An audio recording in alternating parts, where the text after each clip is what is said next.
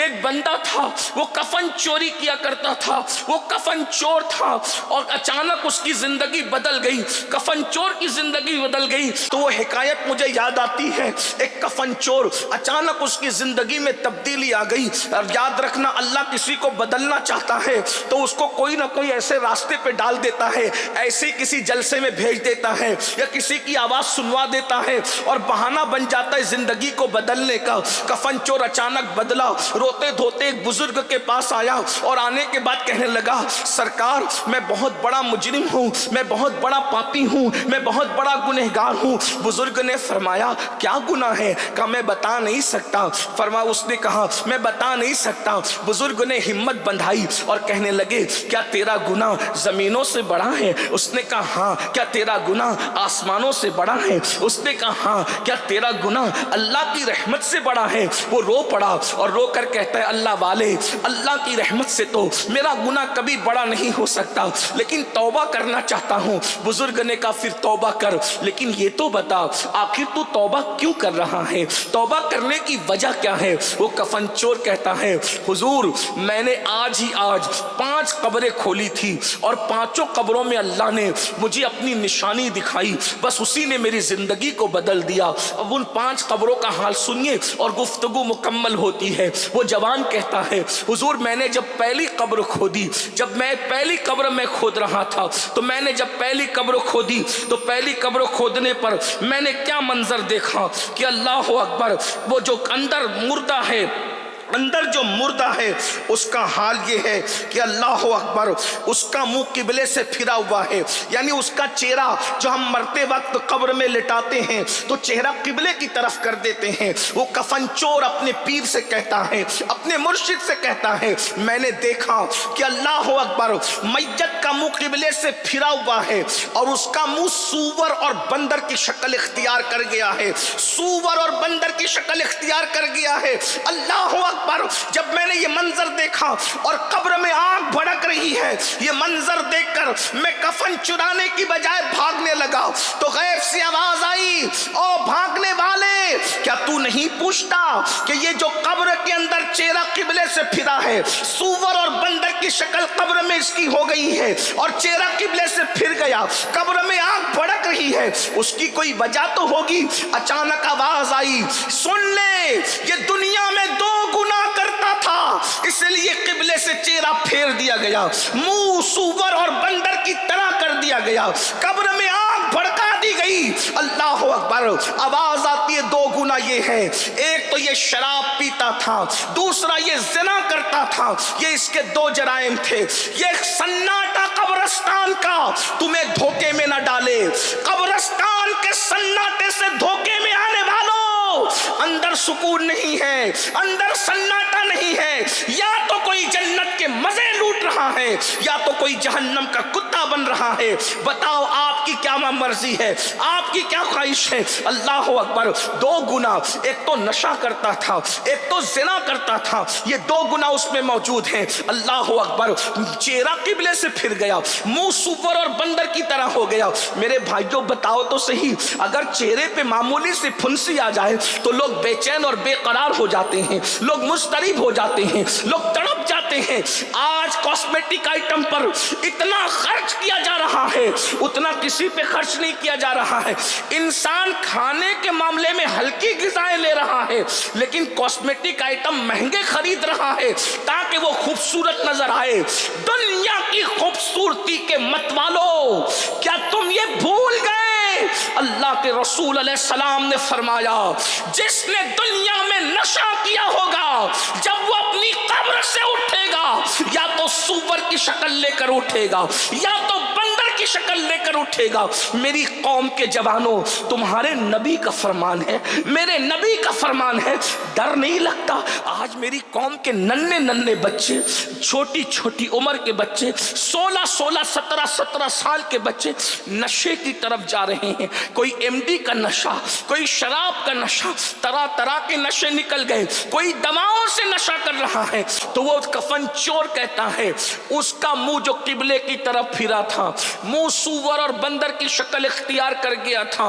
उसका जुर्म क्या था? नशा। और दूसरा जुर्म क्या था? जिना। जिना के मुतालिक ज्यादा तो नहीं कह सकते, लेकिन इतना हया के पर्दे में नाजायज तौर पर अपनी नफसानी ख्वाहिशात की पूरे करने को जिना कहते हैं। और ये जिना क्या है इतना सुन लो।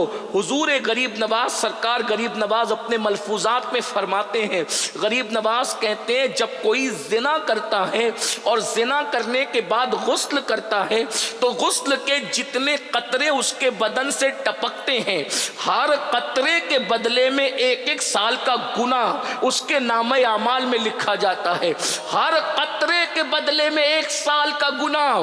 कितने कतरे टपकते हैं गुस्ल के बाद, जरा तसव्वुर में तो लाओ। और जितने कतरे टपकते हैं उतने ही शयातीन पैदा किए जाते हैं, और वो सारे शयातीन क़यामत तक जितने पाप और जराइम करेंगे उन सब का गुनाह उसके सर पे डाला जाएगा, जिसके जिना की वजह से वो शयातीन पैदा हुए। और एक बात मुझे और यहाँ याद आई, हमारे बुजुर्गों ने फरमाया जो जिना करते हैं अल्लाह उनको लम्हे के बदले में सदियों की सजा देता है। वो इस तरह से कि जिनाकारों के घर में अल्लाह ऐबी औलाद पैदा करता है, लंगड़ी लूली अंधी औलाद पैदा करता है, ताकि ये अपनी नस्लों को देख देख कर बार बार दुखी हों। हालांकि हर एक के घर में ऐसा नहीं, लेकिन 99% लोगों के घर में ऐसा ही होता है जिना की वजह से। अब इसका ये मतलब नहीं कि किसी के घर में ऐबी औलाद देखो तो उस पर शक करने लगो कि ये बदकार लोग हैं, ऐसा नहीं है। 1% लोगों के घर में अल्लाह ऐबी औलाद इसलिए देता है ताकि अल्लाह उनके दर्जात बुलंद करे, उनको मकबूलियत अता करे। तो याद रखना, जरा गौर कीजिए, आज गंदी फिल्मों की वजह से, जिना की फिल्मों की वजह से, गंदी पिक्चरों की वजह से आज हमारे लड़के और लड़कियां जिना को फैशन समझ रहे हैं। लेकिन मैं उनके सामने ये बात रख दूं, कब्र में जाना है, कब तक जमीन पे दंदनाते फिरोगे, कब तक जमीन पर पाप करोगे, कब तक अल्लाह के गजब को दावत दोगे, कब तक उसके गजब को चैलेंज करते रहोगे। याद रखना, हदीस पाक में आता है अल्लाह के सच्चे रसूल सादिक व मज़दूक मुस्तफ़ा करीम रऊफ़ुर रहीम सल्लल्लाहु अलैहि वसल्लम फरमाते हैं जिना करने वालों को क़यामत के दिन जहन्नम की आग की कमीज पहनाई जाए। जहन्नम की आग की कमीज। अगर हम पर गीजर का किया हुआ गर्म पानी भी डाल दे तो हम बर्दाश्त नहीं कर सकते। और ये रसूलुल्लाह का फर्म, ये मौलवी साहब नहीं कह रहे, सियासी लीडर नहीं कह रहे, कोई मुकर्रिर का की बात नहीं है कि तुम हंस के टाल दो। जिना करने वालों के कान तक ये आवाज पहुंचे। हुजूर अलैहिस्सलाम ने फरमाया उनको क़यामत के दिन जहन्नम की आग की बनी हुई कमीज पहनाई जाएगी। और इतना ही नहीं, हदीस पाक में तो यहां तक आया जिस उज़्व से उन्होंने जिना किया होगा उस पर जहन्नम के हथौड़े बरसाए जाएंगे। इसी पे बस नहीं, सैयदुल मासूमीन काने हया जाने हया वजह तखलीक हया मुस्तफ़ा जाने रहमत ने यहां तक फरमाया जिना करने वालों की शर्मगाहों पर जहन्नम की आग दहकाई जाएगी। क्या बनेगा उन लोगों का?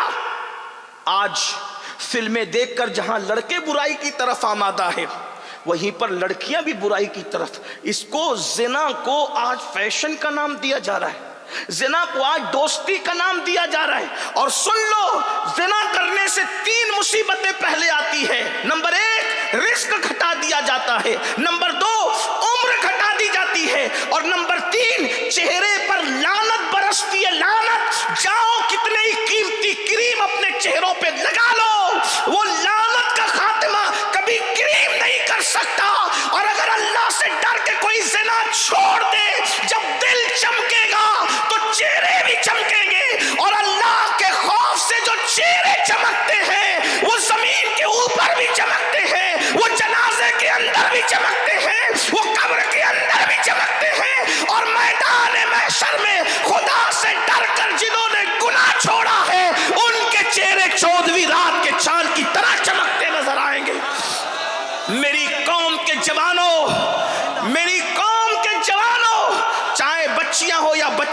میں آپ سے گزارش کرتا ہوں، جوانی بہت خوبصورت نعمت کا نام ہے جو تقریباً 16 سال سے شروع ہوتی ہے اور 50 سال تک کے چلتی رہتی ہے۔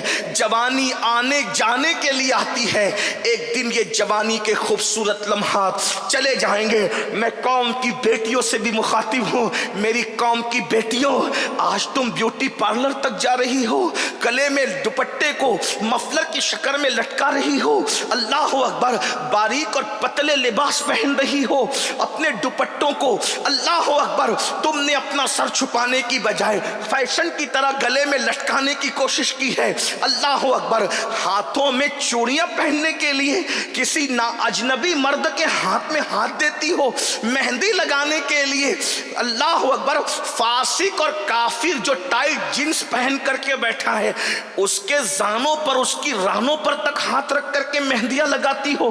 یہ آج فیشن بن چکا ہے، مہندی کی کلبیں شروع ہو گئی ہے، مردوں سے مہندیاں لگائی جاتی ہے۔ میں ان مسلمانوں سے مخاطب ہو کے کہتا ہوں میرے بھائیوں، غیرت کہاں چلی گئی مسلمانوں کی؟ اپنی بیٹیاں کافروں کے جو وہ رانوں پر ہاتھ رکھ کر مہندیاں لگائے گی۔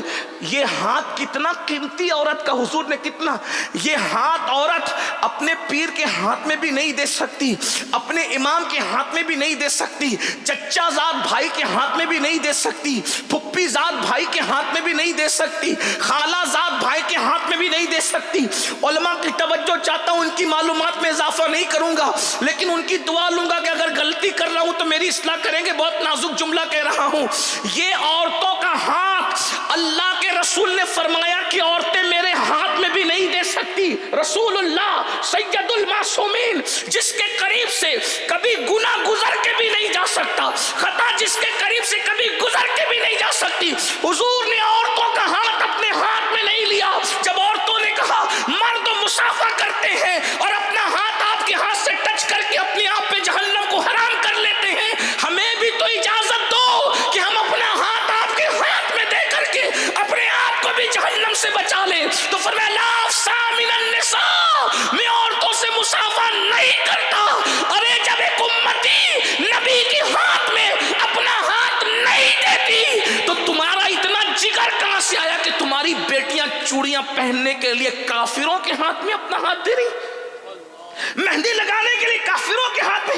عورت کو ہم نے سمجھا کیا ہے اور عورتوں نے خود کو سمجھا کیا ہے؟ آج کل کی عورتیں فلم سیریل یہی تمہارے لیے آئیڈیل ہے؟ سیدہ فاطمہ الزہرا کی زندگی کو آئیڈیل نہیں بناؤ گے؟ محرم کے 3 دنوں میں امام حسین کے غم میں رونے والوں، کیا رسول اللہ کی امی جان کی زندگی تمہارے لیے آئیڈیل نہیں بن سکتی؟ شربت اور کھچڑا سنیت نہیں ہے، صرف اصل سنیت تو اہل بیت کا کردار ہے، اہل بیت کے نظریات ہیں۔ میں اپنی قوم کی بہنوں سے کہتا ہوں، مردوں کے سامنے بے پردہ آ جاتی، آدھی آستین کے کپڑے پہنتی ہے، پتلے کپڑے پہنتی ہے، برقعے اتنے خوبصورت پہنتی ہے کہ نہ دیکھنے والا بھی دیکھے۔ آج سے 900 سال پہلے حجت الاسلام امام غزالی نے فتویٰ دیا تھا کہ عورتیں ڈیزائن والا برقع نہیں پہن سکتی، اس لیے کہ اسلام، توجہ، اسلام برقع پہننے کا حکم نہیں دیتا، اسلام پردہ کرنے کا حکم دیتا ہے۔ اسلام نے برقعے کا حکم کبھی نہیں دیا، اسلام نے ہمیشہ پردے کا حکم دیا۔ وجہ اس لیے کہ ہر برقع پردہ بنے ضروری نہیں ہے، لیکن ہر پردہ برقعے کا کام ضرور کر جاتا ہے، اس لیے ہمارے اب پردے کا حکم ہے، برقعے کا حکم نہیں۔ 17 ہزار کے برقعے دبئی سے منگوا کر اپنی عزت نہیں بچا پا رہے ہو، اور سیدہ کائنات مخدومہ کائنات سیدہ فاطمہ الزہرا کی شان یہ ہے کہ دوپٹے پر 17 پیون لگے ہیں، اور غیرت کا عالم یہ ہے کہ سگا بیٹا بھی، سگا بیٹا سیدہ فاطمہ کے بال نہ دیکھ سکا۔ کسی نے امام حسین سے کہا حسین تیری ماں بہت نیک، کسی نے امام حسین سے کہا تیری ماں بہت نیک تھی، میں واللہ تو نے سچ کہا، کیونکہ جب میری ماں کا وصال ہوا میں صرف 7 سال کا بچہ تھا، صرف 7، سگا بیٹا، دودھ پینے والا بیٹا۔ امام کہتے ہیں جب میری ماں کا وصال ہوا میں صرف 7 سال کا تھا، उस 7 साल की उम्र में मैंने अपनी माँ को बगैर दुपट्टे के कभी नहीं देखा। मेरी माँ का दुपट्टा कभी सर से हटा हुआ मैंने नहीं देखा, यानी मैंने अपनी माँ के बाल कभी नहीं देखे। 7 साल का बेटा हुसैन जैसा शहजादा भी कह रहा है मैंने अपनी माँ के बाल सर के कभी नहीं देखे। मेरी माँ इतनी नेक थी कि 7 साल के बेटे ने भी उनके सर के बालों को नहीं देखा। और दुपट्टा क्या था? दुपट्टा क्या? पेवंदों का मजमुआ, पेवन का मजमुआ। एक दिन दुपट्टा इतना फटा दुपट्टा कि सैयदा पाक का दुपट्टा ओढ़ने के काबिल न रहा। बहनों की तवज्जो, आप सबकी भी तवज्जो। क्या हम अहले बैत से मोहब्बत की बात करते? सिर्फ हाथ चूमना अहले बैत नहीं, मोहब्बत अहले, सिर्फ नारे हैदरी लगाना यही मोहब्बत अहले बैत नहीं। सिर्फ इमाम हुसैन के नाम पर चंद रसूमात अदा करना यही मोहब्बत। असल मोहब्बत अहले बैत तो उनके किरदार और उनके अकीदे और उनके नजरियात को अपनाना है। मैं अपनी बहनों की तवज्जो, हर शादी के अंदर औरतें मेकअप करके जा रही। मेरी बहनों, मेकअप करने की इजाजत है मगर शादी के लिए नहीं, शौहर के लिए। मेकअप करके वलीमे में जाने की इजाजत नहीं है, शौहर के लिए मेकअप करने की इजाजत है। मेकअप मना नहीं है। औरतें सज धज के बाजार में जा रही, जहन्नम में जाओगी। किसी का कुछ नहीं, मौलवी का तो कुछ नहीं बिगड़ने वाला, मौलवी तो अपनी जिम्मेदारी पूरी कर रहा है। आका फरमाते जो औरत सिर्फ खुशबू लगा के घर से निकलती है, आका इरशाद फरमाते हैं, और उसकी खुशबू लोगों को अपनी तरफ माइल करती है, ऐसी औरतें कयामत के दिन जानिया औरतों की हैसियत से उठाई जाएगी। बच्चियां कॉलेज में सज धज के जा रही है, संवर के जा रही है। मेरे आका फरमाते हैं जो औरतें सज धज के घर से निकलती है कि लोग उसको देखें, कयामत के दिन उसकी चमड़ी आग की कैंची से काटी जाए। मैं तो औरतों को देखता हूं तो मुझे इतना तरस आता है कि जो औरतें सिर्फ डांटने पे रो पड़े, ये अल्लाह का अजाब कैसे बर्दाश्त कर पाए। औरतें इतनी नाजुक मिजाज होती है डांटने पे। मैंने कई बार तजुर्बा किया कि कभी बदबू की जगह से गुजरना हो रहा है तो मर्द नॉर्मल चल रहे हैं, लेकिन बदबू औरतें इतनी नाजुक मिजाज होती है, अल्लाह इनकी नजाकत को और बढ़ा दे। इतनी नाजुक मिजाज कि मर्द बदबू में नॉर्मल चलते, औरत फौरन कपड़ा रखती है। मुझे बताओ मेरी बहनों, हंसने की बात नहीं, जब तुम गटर की बदबू बर्दाश्त नहीं कर पा रही हो तो तुम जहन्नम की बदबू कैसे बर्दाश्त कर पाओगे। जब तुम किसी की डांट बर्दाश्त नहीं कर पा रही हो तो वो बड़े बड़े वो हथौड़े जो जहन्नम में अल्लाह ने तैयार कर रखे हैं, हदीस पाक में आता है जहन्नम का हथौड़ा इतना बड़ा है कि तमाम जिन्नात और इंसान मिलकर भी उस हथौड़े को उठा नहीं सकते, जिससे अजाब दिया जाएगा जहन्नमियों को। ये हुजूर की हदीस है सल्लल्लाहु अलैहि वसल्लम। तो बात दूर निकल गई, मैं बात समेटते हुए क्या अर्ज कर रहा था। सैयदा कायनात का दुपट्टा इतना फट गया एक दिन, इस्तेमाल के काबिल न रहा। तो मौला अली ने वो दुपट्टा देखा तो कहने लगे सैयदा आपका दुपट्टा इतना फट गया है कि ये पहनने के काबिल नहीं है। लेकिन ये बात भी बड़ी है, इतना दुपट्टा फटने के बाद भी सैयदा ने मौला अली को नहीं कहा कि मुझे दुपट्टा ला कर दो। मौलाए कायनात कहते हैं फातिमा जैसी औरत कयामत तक पैदा नहीं हो सकती, क्योंकि उसने पूरी जिंदगी मुझसे कोई फरमाइश ही नहीं की, पूरी जिंदगी मुझसे कोई कुछ नहीं मांगा। मौला अली कहते हैं पूरी जिंदगी मुझसे कुछ नहीं मांगा, कभी फरमाइश नहीं की, इसलिए कि फातिमा मांगने वाली का नाम है ही नहीं, फातिमा तो देने वाली का नाम है। इसलिए कि हमारे मसलक में ये है, हमारे मसलक में ये है कि जब सैयदों को शजरों से न पहचाना जा सके, शजरे खलक मलत हो जाए और हर कोई साहिबे शजरा बनने लगे, तो सूफिया कहते हैं जब सैयदों को शजरों से न पहचाना जा सके तो दो चीजों से उन्हें पहचानना, या तो उनकी सखावत से पहचानना या तो उनकी माफी की आदत سے ان کو پہچاننا. ارے جب سید اتنا دیتا ہے تو سیدہ کے دینے کی شان کا عالم کیا ہوگا. آؤ در زہرا پر پھیلائے ہوئے دامن, آؤ در زہرا پر پھیلائے ہوئے دامن, نسل ہے کریموں کی لجپال گھرانہ ہے. نعرہ تکبیر, نعرہ رسالت, ذکر سیدائے کائنات. ارے جس کے بیٹے اتنا دیتے ہیں کہ لوگ لے لے کر کہتے ہیں خواجہ ہند وہ دربار ہے آلات. نینوا والو, یہ کتنے نمبر کا بیٹا ہے سیدہ کا, کتنے نمبر کا بیٹا ہے. سیدہ فاطمۃ الزہرا, ان کے بیٹے امام حسین, ان کے بیٹے امام زین العابدین, ان کے بیٹے امام محمد باقر, ان کے بیٹے امام محمد جعفر الصادق, ان کے بیٹے امام موسیٰ کاظم, ان کے بیٹے سید محمد ادریس, ان کے بیٹے سید ابراہیم, ان کے بیٹے سید عبدالعزیز, اور ان کے بیٹے سید عبدالعزیز کے سید نجم الدین, ان کے بیٹے سید غیاث الدین, اور ان کے بیٹے سیدنا معین الدین غریب نواز. جب اتنے بعد کا بیٹا اتنا سخی ہے تو اس کی اوپر کی دادی کتنی سخی ہوگی. آؤ در زہرا پر پھیلائے ہوئے دامن, نسل ہے کریموں کی لجپال گھرانہ ہے. اور بھیک مجھ کو بے قلب دیا, تو بڑی سخی ہے فاطمہ.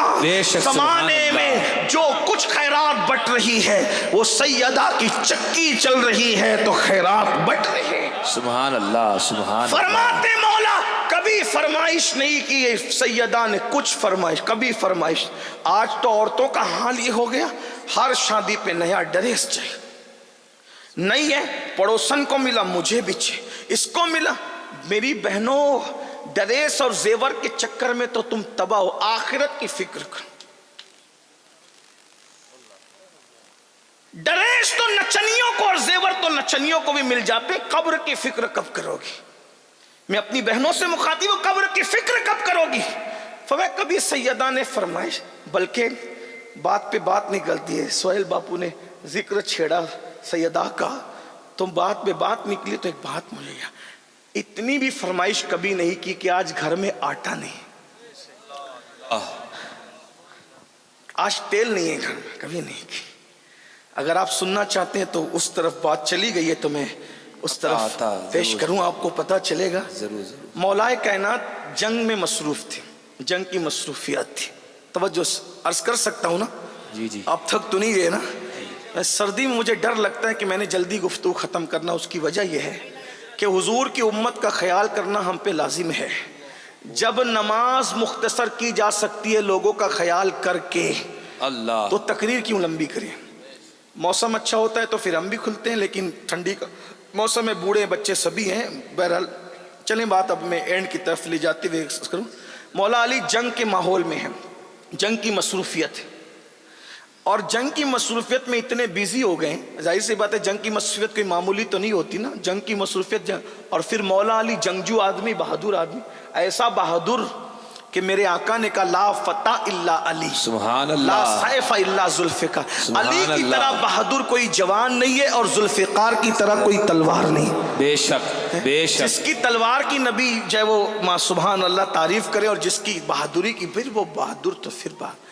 اتنے بہادر تھے مولا مشکل کشا, اتنے بہادر کہ اللہ اکبر. مولا مشکل کشا کا حال یہ کہ اگر کسی کے پیر پر پیر رکھ دے ہٹا نہیں سکتا بندہ.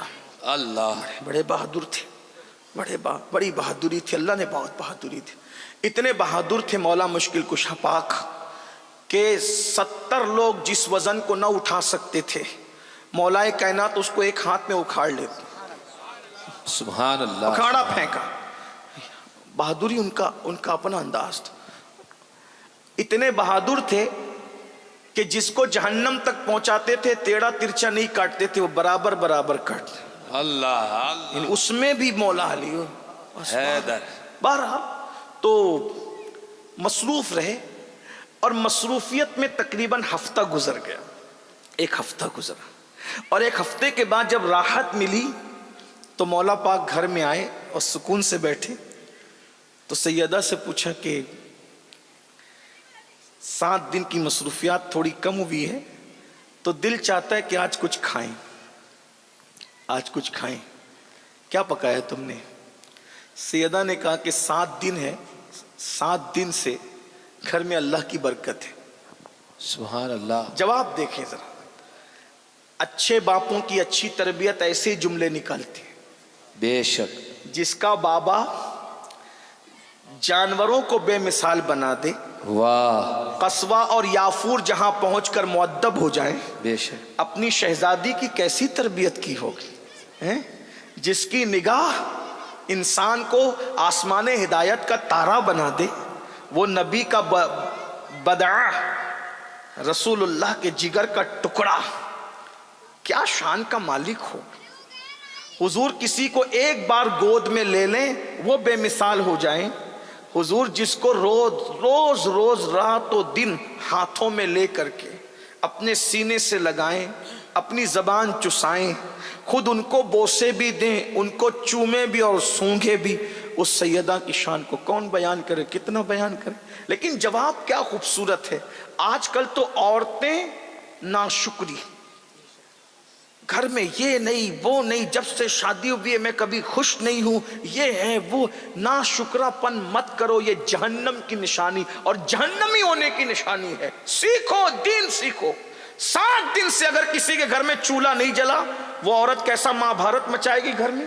لیکن یہ سیدہ کی شان ہے، شوہر 7 دن کے بعد پوچھتا ہے تو کہا 7 دن سے گھر میں اللہ کی رحمت ہے۔ سمجھ گئے کچھ نہیں ہے، یعنی اللہ کی رحمت ہے، رحمتیں بس اللہ کی رحمت کے سوا اور کچھ نہیں۔ اچھا شہزادوں کا کیا؟ کا روزانہ بہلاتی تھی اور پانی پلا کر کے سلاتی۔ کربلا میں بھوک اسی لیے ڈگمگا نہ سکی کہ وہ پہلا اتفاق نہیں تھا بھوکے اور پیاسے رہنے کا، بچپنے سے تربیت ہو رہی تھی۔ بے شک بے آپ شک۔ کیا سمجھتے ہیں رمضان شریف میں پہلا دوسرا روزہ لوگوں کو بھاری اس لیے پڑتا ہے کہ عادت نہیں ہوتی نا۔ جس کو عادت ہو اس کو بھوک اور پیاس کوئی اہمیت نہیں رکھتی۔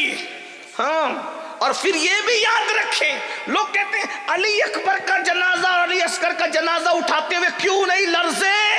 میں نے کہا جو اپنے باپ علی کی شہادت دیکھ چکا تھا وہ اپنے بیٹے کی شہادت پر کیسے ہل جاتا؟ اس لیے کہ جس کو باپ کی شہادت نہ ہلا سکی اسے بیٹے کی شہادت کیسے ہلا سکتی؟ بے شک۔ یہ مزاج دیا گیا، مزاج دیا گیا۔ بہرحال تو بچوں کو بہلاتی رہی، سلاتی رہی، پانی پلا پلا کر 7 دن ہوئے۔ اچھا اب تو رات بھی بہت ہو گئی ہے سیدہ، سن لیں یہ گھر ہے ان کا، اب تو رات بھی بہت ہو گئی ہے سیدہ، اب تو ایک کام کرتا ہوں، میں باہر جاتا ہوں، دعا کرو کچھ کام مل جائے تاکہ میں کم سے کم 2 درہم کما سکوں۔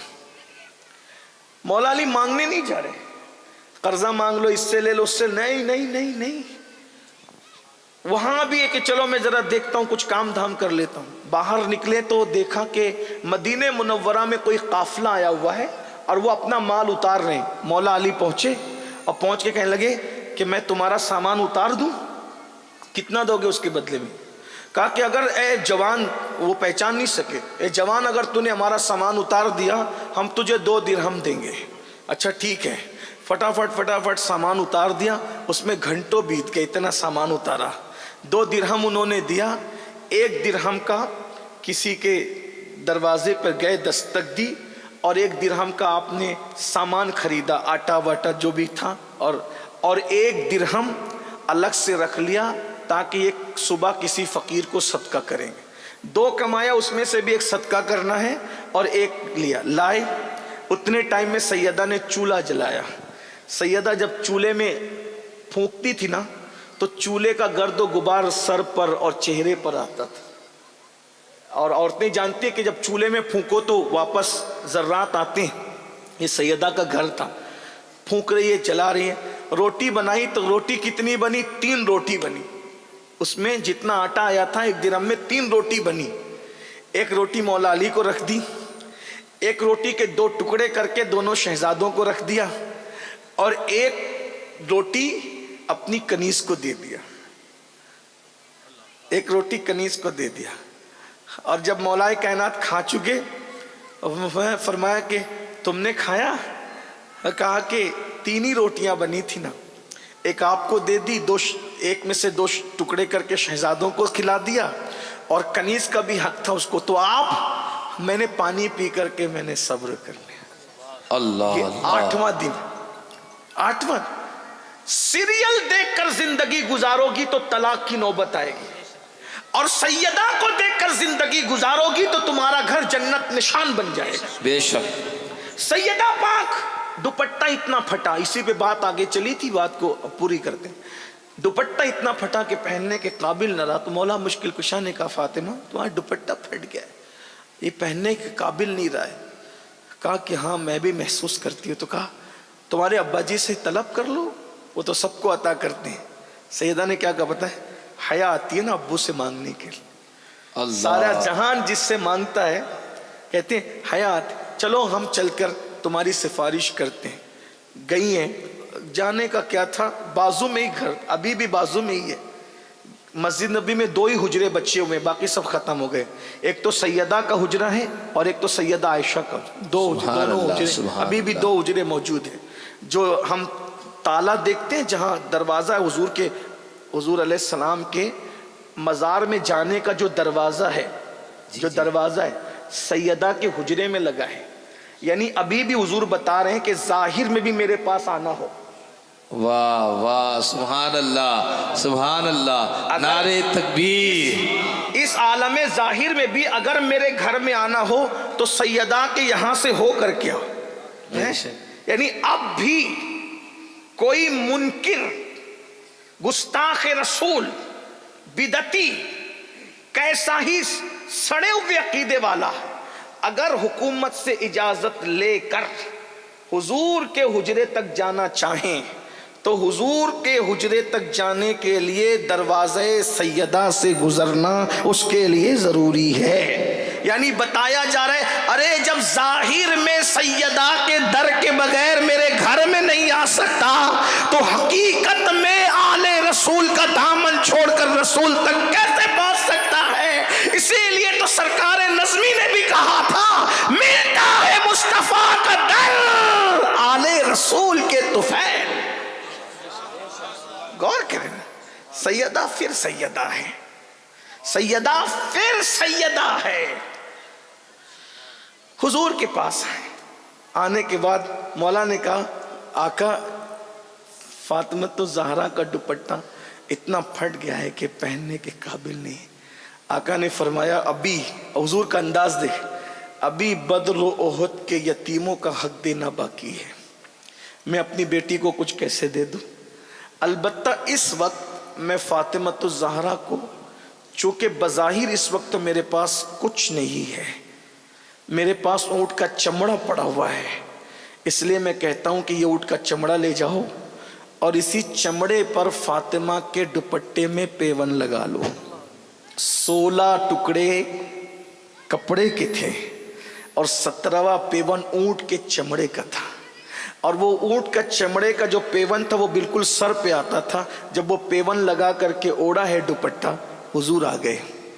بہرحال باپ تو پھر باپ ہی ہوتا ہے. واہ, باپ کتنا بھی سخت دل ہو بیٹی سے پیار کرتا ہے, اولاد سے پیار کرتا ہے. جس کا بابا رحمت للعالمین ہو, ساری کائنات کے لیے, سارے عالمین کے جو رحمت بنا کر بھیجا, وہ بیٹی پہ کتنا مہربان ہوگا. جس نے دوسروں کی بیٹیوں کی عزت بتائی اور بچائی ہو, وہ اپنی شہزادی پہ کتنے مہربان ہو. جب بیٹی کے سر پہ دوپٹہ دیکھا کہ دوپٹے میں 17واں پیون چمڑے کا ہے, اونٹ کے چمڑے کا, آنکھ میں ٹپ ٹپ آنسو آ گئے اور رو پڑے. حضور کو دیکھ کر کے مولا علی بھی روئے, مولا علی کو دیکھ کے سیدہ بھی روئی. تو سرکار نے میں رونا نہیں, کیا تم اس بات پہ خوش نہیں ہو, کیا تم اس بات پہ خوش نہیں ہو کہ دنیا والوں کے لیے دنیا کی نعمتیں ہیں اور محمد اور آل محمد کے لیے جنت کی نعمتیں. سبحان اللہ. میں اپنی بہنوں سے کہنا, آج जो जिना बढ़ रहा है, जिना और बदकारी, बेपर्दगी उसमें महन किरदार अदा कर रही है। औरतें पर्दे में रहें और मर्द अपनी निगाहों पे कंट्रोल करें। तो पहली वजह वो कफन चोर बयान करता है कि मैंने देखा कि कब्र में जो मुंह फिरा हुआ है सुअर और बंदर की तरह है, उसकी पहली वजह थी या तो वो शराब पीता था या तो जिना करता। फिर उसके बाद उसने कहा कि मेरा जी ना भरा, डरा तो था लेकिन मैंने सोचा चलो भाई कुछ कमाना तो है, तो दूसरी कब्र खोदी। जब मैंने दूसरी कब्र खोदी तो मैंने दूसरी कब्र में एक और भयानक मंजर देखा कि मैयत सूअर की तरह है और जहन्नम की जंजीरों में जकड़ी हुई है। तो मैंने पूछा, मैं तो वहां हाल ये था कि उससे भयानक मंजर, सूअर की शक्ल मैयत की और वो भी जंजीरों के अंदर, जहन्नम की आग की तोक और उसकी जंजीरों में जकड़ा हुआ है। तो जब मैं भागने लगा तो गैब से आवाज आई, सुनता जा। ये भी दो गुनाह करता था, एक तो ये झूठी कस्में खाता था और ये हराम रोजी कमाता था, इसलिए इसका ये हाल किया। झूठी कसम, झूठी कसम। आज लोग गुनाह नहीं समझते। अल्लाह पाक इरशाद फरमाता है हदीस कुदसी में, मेरे नाम को कसमों का निशाना न बनाओ। जो मेरे नाम की झूठी कसम खाता है मैं उसकी 7 नस्लों को बर्बाद कर देता हूं और उन पे लानत करता हूं। आज कसम कोई माने नहीं रखती लोगों के लिए, झूठी कसम। तो मैं झूठी कसम खाता था। और यूं भी सच्ची कसम भी मत खाया करो जब तक जान, इज्जत और माल पे बनना है, मत खाओ कसमें। क्योंकि जो बात बात पे कसम खाए अल्लाह उसकी रोजी में घटोती लाता है, उसकी रोजी को घटा देता है। आज लोग छोटी छोटी बात पे कसमें खाते और फिर दूसरा गुनाह हराम कमाए। आज हराम, सूद, जुआ, शराब के धंधे, जुए के धंधे, नशे बेचने के धंधे मुसलमानों में बहुत आम हो रहे। मैं समझता हूं कि क्या बेगैरती की लानत है। एमडी मुसलमान बेच रहा है, शराब के धंधे मुसलमान, सूद मुसलमान, जबकि ये बात कह दी गई है कि काबे में जिना करना और सूद खाना दोनों बराबर बराबर है। जो सूद का एक लुकमा खाए गोया उसने अपनी मां के साथ 36 मरतबा जिना किया। फिर भी लोग सूद का धंधा कर, नशा बेच। मैं नशा बेचने वालों से पूछता हूं, क्या तुम नशा बेचते वक्त अपने बच्चों को भूल जाते हो? नशा नहीं बेच रहे हो, मौत बेच रहे हो, मौत। दौलत ही सब कुछ नहीं है, माल ही सब कुछ नहीं है। मेरे भाइयों देख लो दुनिया का अंजाम। अरे हलाल कमाने वाले अपनी कब्र में क्या ले गए जो हम हराम कमा कर अपनी कब्र में ले जाएंगे? कुरान कहता है ला तंसा नसीबका मिनद दुनिया, दुनिया से अपने नसीब का मत भूलो, सिवाय कफन के कुछ नहीं ले जाओगे। अरे खुद की जमीन में दफन होना भी नसीब नहीं होगा, दफन भी होंगे तो कब्रिस्तान में। कौन से नशे में हो, किस घमंड में हो? कारून का खजाना उसके साथ गया, नमरूद की दौलत उसके साथ गई, फिरौन की दौलत उसके साथ गई, बुख्त नस्र की दौलत उसके साथ गई। हमारे साथ क्या जाएगा? इसलिए हराम से बचो, हराम रोजी से बचो, हलाल की तरफ आओ। और हराम खिलाओगे अपने बच्चों को, जब हराम खाने वाले बच्चे जवान होंगे माँ बाप के साथ बगावत करेंगे। आज अगर हमारे बच्चे हमारे बागी हो रहे हैं, वजह हमने उनको हलाल कितना खिलाया, कितना हलाल खिलाया। जो हराम से खून बनेगा और गोश्त बनेगा वो बागी ही बनाएगा। आज लोग, मैं इतनी बड़ी स्कूल में डाल रहा हूं अपने बच्चे को कि मेरा बच्चा अच्छा बने। भाइयों अच्छे स्कूल से बच्चा अच्छा बनने में सिर्फ 5% बस, 95% हलाल गिज़ा। आज गिज़ा हराम है। इसलिए देख लो बच्चे डॉक्टर बन जा रहे हैं, टीचर बन जा रहे हैं, इंजीनियर, माँ बाप को छोड़ के भाग जा रहे हैं। अब माँ बाप बुढ़ापे में रो रहे, क्यों? खिलाया क्या? ये बताओ, क्या कमा के खिलाया? इस पर एक बात मैं आपको बताऊं, तवज्जो करना। हलाल किया अपना असर है। एक बुजुर्ग थे, नाम नहीं लूंगा अब उनका, नाम लूं क्योंकि जब कोई इबरत की बात बयान करनी होती तो मैं बुजुर्गों का नाम नहीं लेता। बहुत बड़े बुजुर्ग थे, बहुत बड़े बुजुर्ग। उनका शुमार गौस पाक के और गरीब नवाज के भी पीरों में होता है, पीरों के पीरों में होता है। उनका बेटा थोड़ी मस्ती करता। ایک مرتبہ مستی میں ان کے بیٹے نے ایک بیشتی سمجھتے ہیں بیشتی، پانی جو بیچتے ہیں، صبح صبح اس کے مشکیزے پہ تیر چلا دیا، اس کا پورا پانی بہہ گیا، مشکیزہ بھی پھٹ گیا۔ غریب آدمی کے لیے مشکیزہ بہت بڑی چیز تھی، پانی پورا گر گیا، مشکیزہ پھٹ گیا۔ وہ روتے ہوئے حضرت کے پاس آیا، حضرت پورے بصرہ میں آپ کا نام ہے، شان ہے، عزت ہے، مقام ہے، بلندی ہے، یہ آپ کے بچے نے میرا مشکیزہ پھاڑ ڈالا۔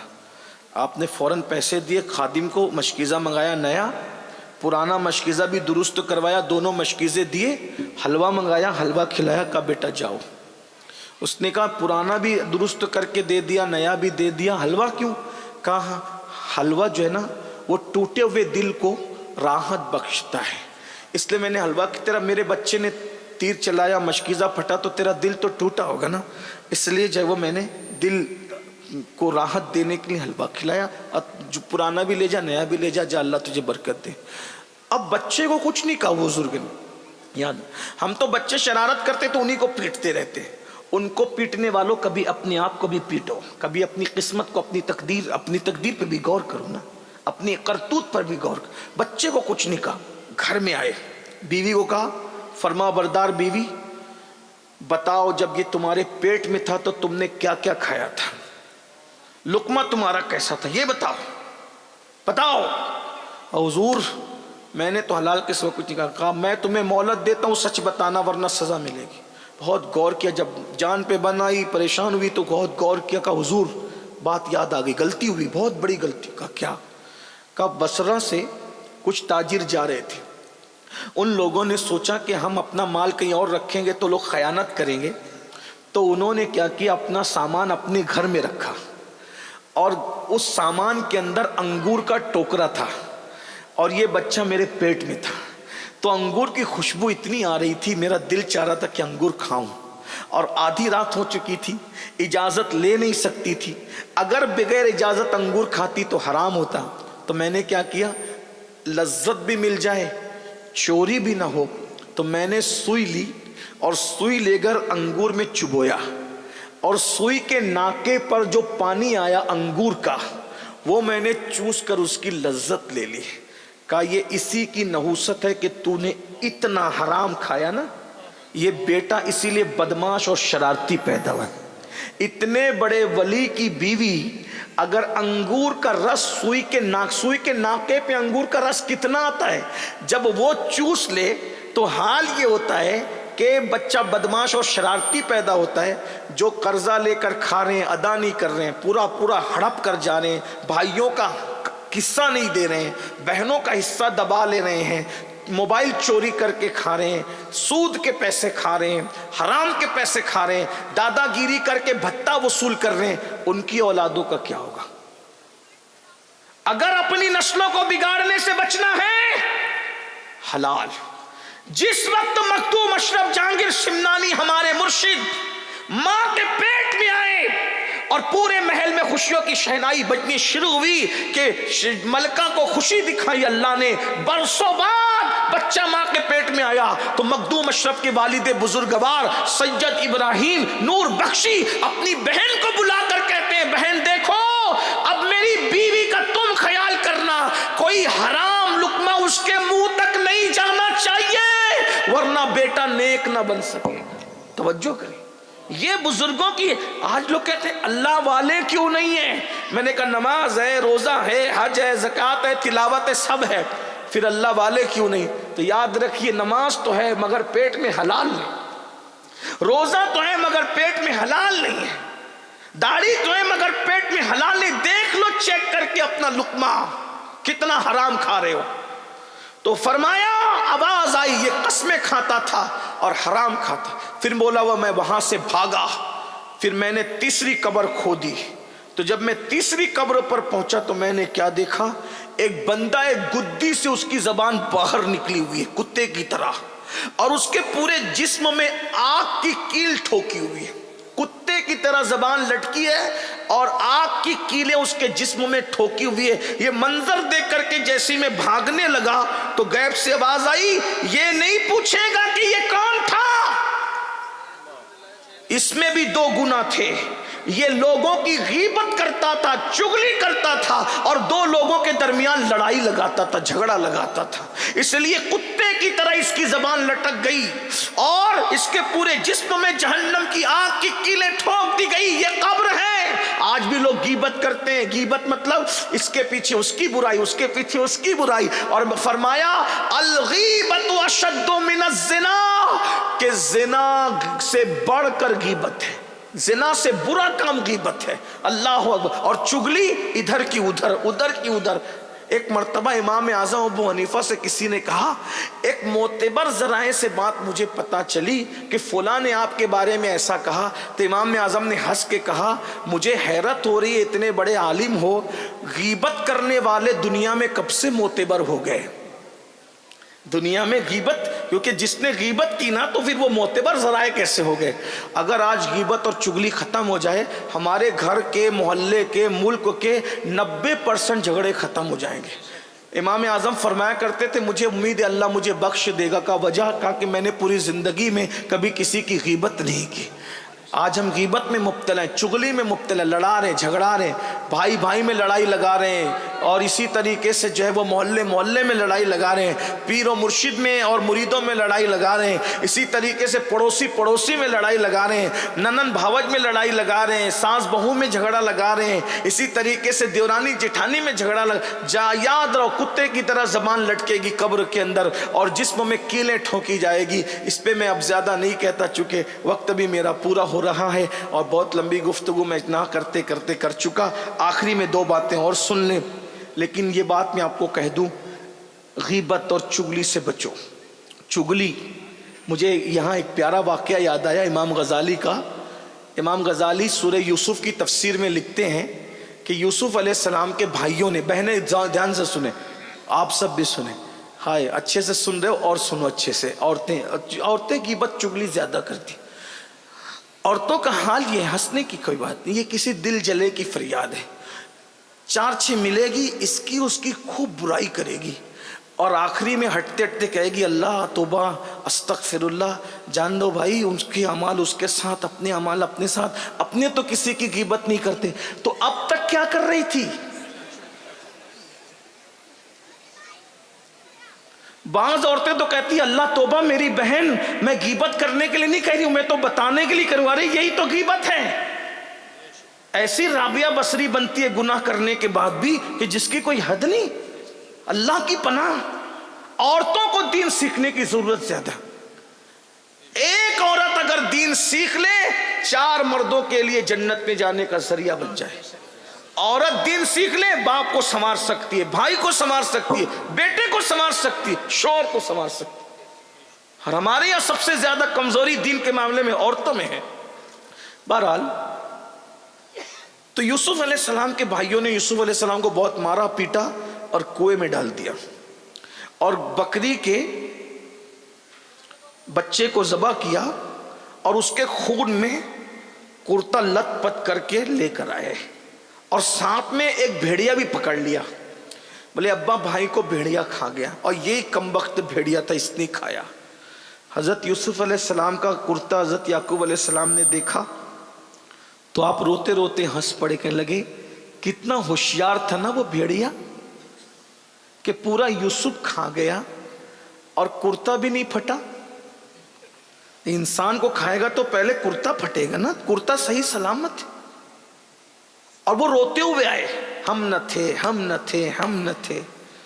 اسی لیے امام غزالی کہتے ہر رونے والے پر اعتماد مت کرنا, کیونکہ یوسف علیہ السلام کے بھائی بھی روتے ہوئے ہی آئے تھے.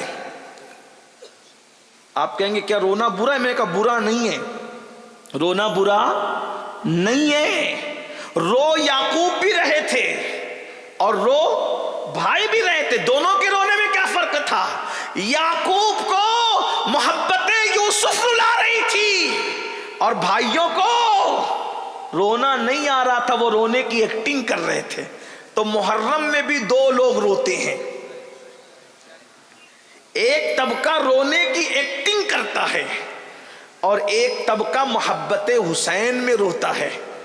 تو محبت حسین میں رونا عبادت ہے, لیکن ہم نہ تھے کی ایکٹنگ کرنا یہ خیانت ہے. ایک بات یاد رکھنا، اس لیے ہر ایک کے رونے پر پگھلنے کی ضرورت نہیں ہے. بھائی آئے تھے روتے ہوئے، بہرحال تو حضرت یعقوب علیہ السلام نے کہا بھیڑیا کھا گیا. ہاں یہ بھیڑیا ہے، دیکھو یہ اسی نے کھایا.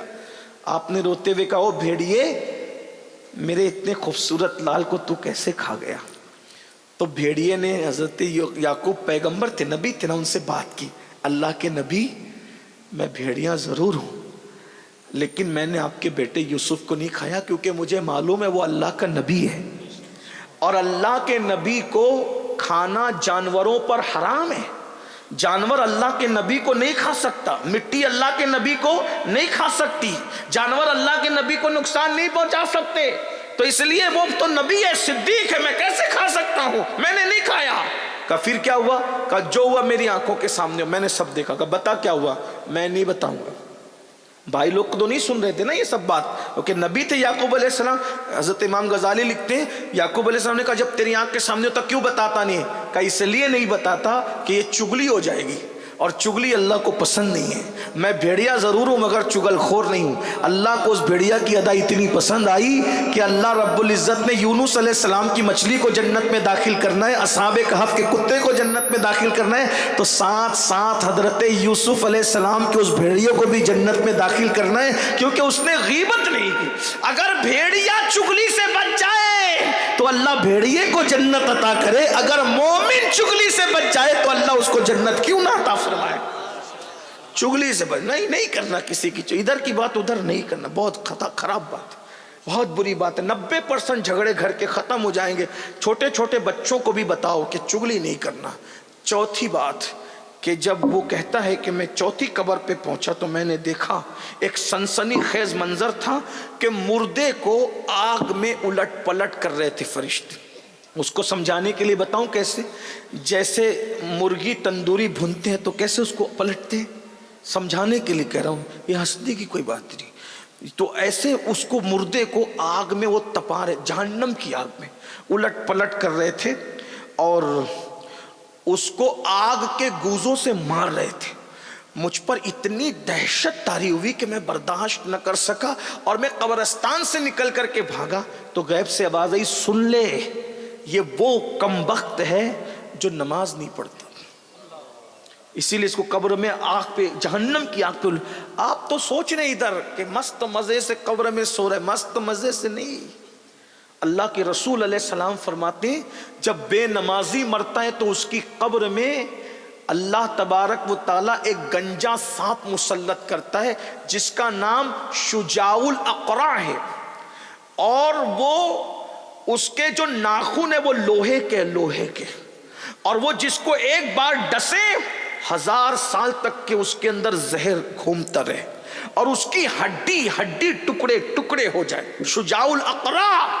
اور جب کوئی بے نمازی ہوتا ہے تو وہ اس کو ایک بار نہیں ڈستا، فجر نہیں پڑی تھی تو ظہر تک، ظہر نہیں پڑی تھی تو عصر تک، عصر نہیں پڑی تھی تو مغرب تک، اور مغرب نہیں پڑی تھی تو عشاء تک، اور عشاء نہیں پڑی تھی تو فجر تک اس کو ڈستا رہتا ہے. اور وہ کہتا ہے میرا نام شجاع الاقرع ہے، اے نماز نہ پڑھنے والے، قیامت تک میں تجھے اسی طرح ڈستا رہوں گا. آج ایک وقت کی نماز کے لیے صرف 10 منٹ کا ٹائم لگتا ہے. 10 منٹ کیوں نہیں نکالتے؟ 10 منٹ گیم کے لیے وقت نکالا، فلموں کے لیے وقت نکالا، دوستوں کے لیے وقت نکالا، سب کے لیے. مرتے وقت سب سے زیادہ تکلیف بے نمازی کو ہوتی. جہنم میں سب سے دردناک عذاب بے نمازی کو دیا جائے گا. بلکہ یہاں تک میرے آقا فرماتے ہیں جو جان بوجھ کر نماز چھوڑ دے قیامت کے دن اس کے ساتھ میرا کوئی وعدہ نہیں ہے. پھر وہ کہتا ہے میں تو بھاگ رہا تھا لیکن میں نے سوچا ایک قبر اور کھود لوں، ہو سکتا ہے کچھ کام بن جائے. جب میں نے 5ویں قبر کھولی تو میں نے کیا دیکھا کہ قبر تا حد نگاہ کشادہ تھی. اس میں باغ تھے، نہریں تھی، اور ایک خوبصورت جوان سفید کپڑے پہن کر کے ایک دم خوشی خوشی تخت پہ بیٹھا ہوا تھا. وہ 2 گز زمین نہیں ہے، اس کے اندر بہت کچھ ہے. یہ ہماری آنکھوں کا قصور ہے کہ نہیں دیکھ پاتے. آپ تو کہیں گے یہ امین القادری کیا کہہ رہا ہے کہ قیامت تک وہ سانپ ڈسے گا، ہم تو 6 مہینے میں قبر پلٹی کر دیتے. اور تیری قبر کی پلٹی کچھ بھی ہو، یہ میرا اللہ ہے، تجھے دکھتا کچھ اور ہے، ہوتا کچھ اور ہے. اگر اللہ عذاب دکھا دینا تو دنیا ختم ہو جائے. تو اللہ عذاب سب کو دکھاتا نہیں، وہ اللہ والوں کو دکھاتا ہے یا جس کو چاہتا ہے دکھاتا ہے. سب نہیں دیکھ سکتے عذاب. تو قبر پلٹی ہو جائے پھر بھی اس میں عذاب ہوگا، تمہیں دکھ نہیں رہا ہے. کہ کیوں نہیں دکھ رہا ہے؟ میں نے کہا میرے بھائی ہم تو اتنے اندھے ہیں کہ پوری زندگی کبھی خود کا چہرہ نہ دیکھ سکے. کبھی دیکھا اپنا چہرہ؟ دیکھا؟ بغیر آئینے کے، بغیر سبب کے اپنا چہرہ کبھی نظر آیا؟ جس کو خود کا چہرہ نظر نہ آئے اسے اللہ کا راز کیا نظر آ سکتا ہے؟ اس لیے بہت ہوشیار بننے کی ضرورت نہیں ہے. کچھ چیزیں ایسی ہوتی ہے نظر آئے یا نہ آئے ماننا ضروری ہے. کچھ ڈیڑھ ہوشیار ہوتے ہیں. ایک مرتبہ امام جعفر صادق تقریر کر رہے تھے، اللہ ہے نظر نہیں آتا. ایک ڈیڑھ ہوشیار ہے کہ جو نظر نہیں آتا میں اس کو نہیں مانتا. وہاں امام جعفر صادق کا ایک دیوانہ تھا جس کو بہلول کہتے. بہلول بہلول بہلول کا مطلب کیا ہوتا ہے؟ خوش مزاج، خود ہنسے دوسروں کو ہنسائے. بہلول کا مطلب کیا ہوتا ہے؟ دانش مند، عقل مند، خوبصورت بالا. بہلول دیوانہ تھا، امام جعفر صادق کا شاگرد تھا. جیسے اس ڈیڑھ ہوشیار نے کہا نا جو نہیں دکھے میں اس کو نہیں مانتا، اس نے اٹھایا پتھر اور دیا دے سے زور سے سر پہ مارا. کہا ہائے میرا سر، میرا سر، میرا. کیا کر دیا یہ پاگل نے؟ بہلول نے کہا کیا ہوا؟ سر تو نے مار دیا تو ہو کیا؟ درد ہو رہا ہے. کہا دکھا کدھر ہے؟ ارے درد ہو رہا ہے. ارے دکھا کدھر ہے؟ او پاگل درد ہو رہا ہے. کہا کہ تیرا فلسفہ ابھی تو نے بیان کیا نا کہ جو دکھتا نہیں میں اس کو مانتا نہیں. تو جب تیرا درد دکھتا نہیں تو میں اس کو کیسے مان لوں؟ تو اس کو پتا چل گیا کہ جعفر صادق کے دیوانے نے ایسا چوٹ دے کر کے سمجھایا کہ قیامت تک کے لیے اب سب کو سمجھ میں آ گیا. ارے نادان، جب درد چھپ کر بھی محسوس ہوتا ہے، دکھتا نہیں ہے لیکن ہے درد، ہے نا، موجود ہے نا درد.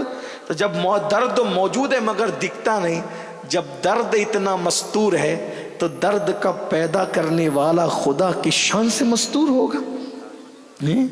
تو دماغ نہیں لڑانے کا بہت زیادہ. کچھ چیزیں صرف اللہ رسول کی مان لینی ہو. اور یہ بات یاد رکھنا، جو چیز بن دیکھے مانو گے اس کی اپنی برکت ہے. تو بہرحال تو وہ کہتا ہے میں نے 5ویں قبر کھودی تو نہریں تھی، باغات تھے اور بالکل گلستہ کھلا ہوا تھا اور ایک بندہ تخت پہ مزے سے بیٹھا تھا. میں وہ منظر دیکھ کر مسرور ہوا لیکن اس کی ہیبت بھی مجھے جو وہ بھگانے کے لیے آمادہ ہوئی. تو میں ادھر سے بھاگنے لگا تو مجھ سے آواز آئی غیب سے، کہا ارے اس کو نہیں پوچھتا کہ یہ قبر میں اس شان سے کیوں ہے؟ لوگ تو سمجھ رہے کہ 2 گز چھوٹی سی جگہ ہے، کب کروٹ لینے کو جگہ نہیں، لیکن یہاں تو پورا گلستہ کھلا، یہاں تو پوری باغ و بہار ہے. پوچھ اس سے کہ یہ کیوں ہوا؟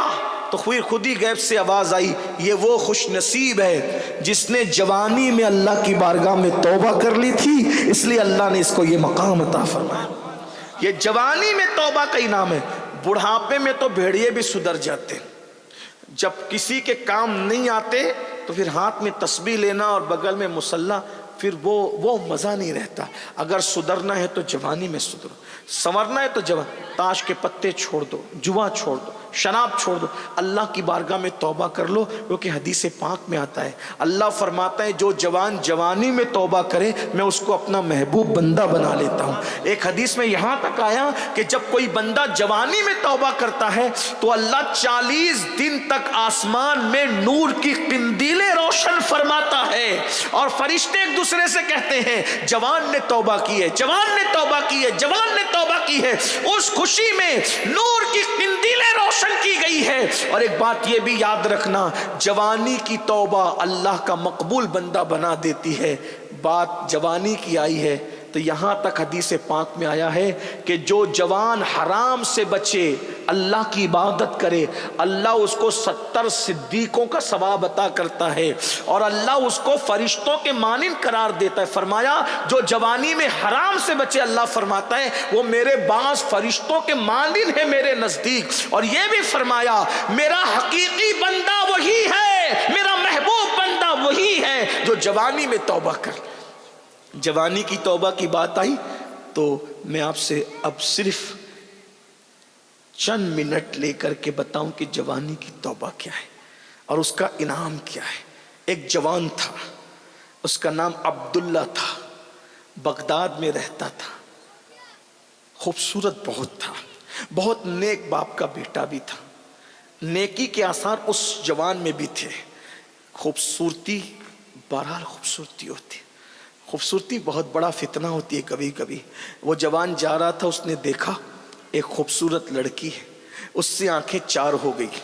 آنکھیں چار ہوئی لڑکی سے کہا تو کتنی خوبصورت ہے، تو مجھ سے ملے گی؟ اس لڑکی نے کہا رات کو ملیں گے۔ اس نے ملنا نہیں تھا، دامن چھڑانے کے لیے تو اس نے بہانہ کر ہی دیا، بہت نیک لڑکی تھی وہ۔ جیسی شام ہوئی، عبداللہ نام کا وہ جوان اس لڑکی کے گھر کے سامنے کھڑا ہو گیا۔ وہ تو قندیلوں کا دور تھا، لائٹ نہیں تھے، چراغوں کا دور تھا۔ کھڑا ہے اس جوان۔ اچانک کان میں اذان کی آواز آئی۔ عبداللہ ایسا جیسا لگتا ہے کسی خواب سے اچانک بیدار ہوا ہو، کسی نے کچوکے دیے، جھٹکا۔ جیسی وہ بیدار ہوا اذان کی آواز سے، اس نے اپنے من ہی من میں کہا عبداللہ مغرب کے بعد سے تو آیا ہے، عشاء کی اذان ہو گئی، اور عشاء کی اذان ہوئی تو وہ لڑکی آئی نہیں، اتنی دیر بعد بھی وہ لڑکی نہیں آئی۔ لیکن جیسی مؤذن نے کہا الصلاۃ خیر من النوم، تو اس کی حیرت کی انتہا نہ رہی۔ میں مغرب سے عشاء تک نہیں کھڑا رہا، میں تو مغرب سے فجر تک کھڑا رہا، فجر ہو گئی۔ وہ ظالم حسن کی ملکہ دھوکہ دے گئی، اس کو نہ آنا تھا نہ وہ آئی۔ اچانک ضمیر نے کچوکے دی، عبداللہ ایک لڑکی کے لیے پوری رات کھڑا رہا، لیکن اس کے عشق میں تجھے پتا بھی نہیں چلا کہ رات کھڑا ہونا کس کو کہتے ہیں۔ ارے نادان، لڑکی کی بجائے اگر تو اللہ کے محبت میں عشق کے حق میں کھڑا ہوتا تو پھر تجھے کیا مرتبہ ملتا۔ بس یہ سوچ کر مسجد کی طرف وہ جوان گیا، خوب رویا، خوب توبہ کی، مولا معاف کر دے، تجھے چھوڑ کے کہیں اور جا رہا تھا، تجھے چھوڑ کے کہیں اور جا رہا تھا، تجھے چھوڑ کے کہیں اور۔ میں اپنے نوجوانوں سے کہتا ہوں، بیٹوں سے بھی، بیٹیوں سے بھی، بہنوں سے بھی اور بھائیوں سے بھی، یہ جوانی دیوانی ہوتی ہے، اس کو کسی لڑکے لڑکی کی محبت میں برباد مت کرو۔ آج نشہ ہو، شراب ہو، خودکشی ہو، یہ ساری چیزیں افیئر کی وجہ سے ہو رہی، زیادہ تر ناجائز تعلقات کی وجہ سے ہو رہی۔ یاد رکھنا، اگر دل ہی لگانا ہے تو اس سے کیوں دل نہیں لگاتے جو اللہ کا محبوب ہے؟ دھوکے بازوں سے کیوں دل لگاتے؟ کیوں کسی کے چکر میں ہو؟ اسلام اس کی اجازت نہیں دیتا۔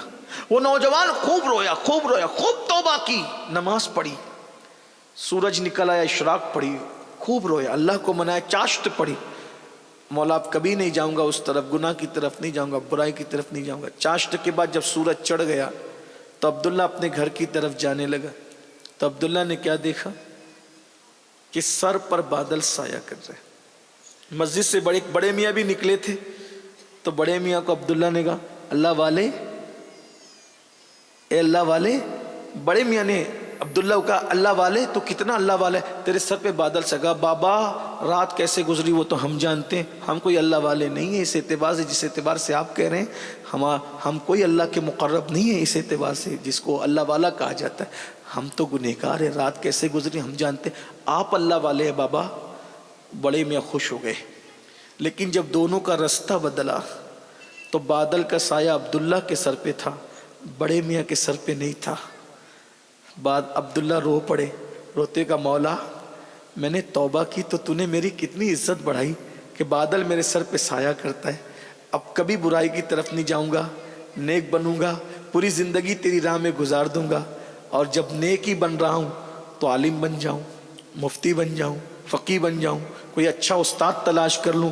استاد ڈھونڈنے نکلے، نصیبے نے یاوری کی، اور وہ عبداللہ استاد ڈھونڈتے ڈھونڈتے اس کے دروازے پہ پہنچ گئے جسے دنیا امام الائمہ، سراج الامہ، کاشف الغمہ، کروڑوں اربوں خربوں حنفیوں کے امام اعظم ابو حنیفہ کی شاگردی نصیب ہو گئی۔ اور وہ عبداللہ نے اتنا پڑھا اتنا پڑھا اتنا پڑھا اتنا پڑھا کہ اس عبداللہ کو علم حدیث کی وجہ سے لوگوں نے امیر المومنین فی الحدیث کا، فقہ اتنا پڑھا، امام الفقہا کہا، تصوف اتنا پڑھا، شیخ المشائخ کہا۔ اور اسی عبداللہ کو دنیا عبداللہ ابن مبارک کے نام سے جانتی ہے۔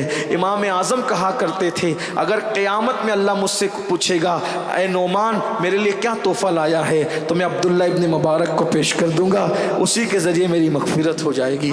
دیکھو جوانی کی توبہ نے کہاں تک پہنچایا۔ امام بخاری کے دادا استاد ہیں عبداللہ ابن مبارک، امام اعظم کے شاگرد ہیں یہ، صوفیہ کے بھی استاد ہیں یہ وہ بزرگ ہیں۔ فضیل بن عیاض کا نام سنتے ہیں، اللہ اکبر، ان کے بھی استاد عبداللہ ابن مبارک۔ تو یاد رکھیے جوانی میں توبہ کرو گے اس کا انعام یہ ملے گا۔ بڑھاپے میں ٹھیک ہے توبہ، میں کسی کو مایوس نہیں کرتا، لیکن جوانی میں نیکی کے جذبات بھی جوان ہوتے ہیں، برائیوں کے جذبات بھی جوان ہوتے ہیں۔ آؤ سب مل کے توبہ کریں اللہ کی بارے میں۔ توبہ کرتے ہو؟ پہلے بتاؤ کون کون توبہ کرتا ہے، ہاتھ اٹھا۔ سب کر، ایسے نہیں، اچھے سے اٹھاؤ۔ اچھے کام کے لیے ہاتھ اٹھانا اچھی بات ہے، سب اٹھائے رکھو نا بھائی، زبردستی نہیں ہے، جسے کرنا ہے وہی۔ جو توبہ کرتا ہے وہ اللہ والا بن جائے، اللہ کا محبوب بن جائے۔ مردوں کو کہا تھا لیکن عورتوں کے جذبات کتنے ہیں دیکھیے کہ خواتین نے بھی اٹھایا، اللہ ان کے بھی ہاتھ اٹھانے کی لاجل۔ بولو آج سے توبہ کرتے ہو؟ نماز چھوٹے گی آج سے؟ بولو نماز چھوڑو گے؟ نہیں چھوڑو گے نا انشاءاللہ؟ اٹھا کے رکھیں آج، ذرا ہم بھی دیکھیں، فرشتوں گواہ بنائیں۔ نماز چھوٹے گی آج سے؟ جو عشاء پڑھ کے نہیں آئے پہلے عشاء پڑھیں گے، فجر بھی پڑھیں گے انشاءاللہ، حرام سے بھی بچیں گے، غیبت چغلی سے بھی بچیں گے۔ بولیے استغفر اللہ ربی من کل ذنب واتوب الیہ وما علینا الا البلاغ۔ السلام علیکم۔